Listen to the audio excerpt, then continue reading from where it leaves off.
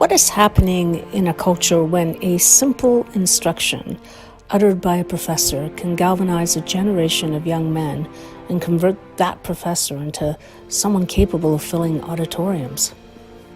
So what is this phrase? It's clean your room. Jordan Peterson tells his hundreds of thousands of followers this, and it's a phrase that reminds young men and women that before they can get on with the business of reforming the world, they need to attend to their inner selves. The world is already full of too many reformers, eager to right it when they themselves are mired in their unexamined history. Long before Jordan Peterson, the poet Robert Bly was sounding the alarm bell, enchanting listeners with his stories and bringing down the hammer at the end. In his book, The Sibling Society, Bly says this: "It's the best of times, it's the worst of times. That's how we feel as we navigate from a paternal society, now discredited, to a society in which impulse is given its way. People don't bother to grow up, and we are all fish swimming in a tank of half-adults." One of the stories that best illustrates where we are caught as a culture is Peter Pan, the well-known tale of a boy who refuses to mature, as he tells Wendy, "Come with me where you'll never have to worry about grown-up things again." There are a couple of books that examine this story closely and which are really worth a look. One is by Louise von Franz and the other is by Anne Yeoman. Marie-Louise von Franz defines the typical Peter Pan as one who leads a provisional life. He or she lives with the idea that nothing in his life is what he really wanted: career, city, creative projects, partner. There is a fantasy that something is waiting for them elsewhere and that someday the real prince or princess will arrive, so these people do not commit to anything and live in limbo inside a provisional life. Von Franz summarizes her view of the puer as follows, and this applies to women as well. None of his reactions are really very personal or very special. He is merely the archetype of the eternal youth god, and therefore he has all the features of the god. He has a nostalgic longing for death. He thinks of himself as being something special. He is the one sensitive being among all the other tough sheep. He will have a problem with an aggressive, destructive shadow which he will not want to live and generally projects. The eternal youth is an archetype that is closely linked to its opposite, the senex, or the old man.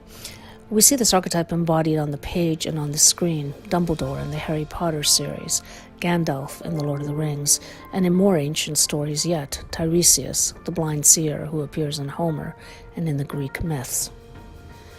The notion of taking responsibility for your life, for picking up your share of the load, is central to the senex archetype. Von Franz advocated hard work and social adjustment and strengthening of masculinity as necessary elements in the puer's recovery. In her view, the creative aspect of the anima waits on the ego to bring about this transformation. The Jungian writer James Hollis puts it this way: "Being an adult has virtually nothing to do with age or size, but rather with the level of consciousness and the level of personal responsibility to which one has evolved." It is not that we do not need a bit of Peter Pan in our psyches. It is that energy that keeps us taking risks long after we pass the threshold of youth, but it cannot be the reigning archetype, the more often modeled behavior on its own. The puer cannot hold the opposites together, cannot unite masculine and feminine within. Without the substance and the depth that the senex brings to the table, we are all waiting in an adolescent sea, no matter our age. The problem with the puer, or the Peter Pan, can be summarized this way: unless he sacrifices his cherished values for the sake of growth, he will be sacrificed to growth gone wrong. He becomes a tragic figure, a dream of the mother killed off by his own malign growth. Eric Hoffer has sounded the alarm when he notes that drastic change has produced social primitivism. The individual becomes like a child, and children are primitive beings. They are credulous, they follow a leader, and readily become members of a pack. It takes leisure to mature. People in a hurry can neither grow nor decay. Now, thankfully, we have guides who can take us through this dark wood and teach us how to take the reins of responsibility. James Hollis, Robert A. Johnson, Jean Houston, Marion Woodman, and Robert Bly are some of my favorites. In The Sibling Society, Robert Bly recounts the lament of the Irish poet William Butler Yeats that the sensual pleasures of youth were eclipsing with all their power the spiritual intellect that had created the Divine Comedy and the poems of Emily Dickinson and Gerald Manley Hopkins. So how then do we activate the senex within? It requires courage to take the plunge.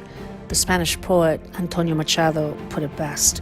Mankind owns 4 things that are no good at sea: rudder, anchor, oars, and the fear of going down.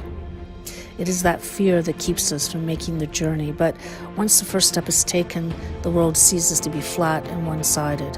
It takes on shape and substance and depth.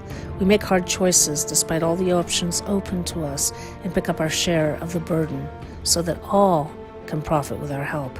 And when we do make the journey, we take the most important step of all by becoming mentors to all who have yet to take the first step on that path.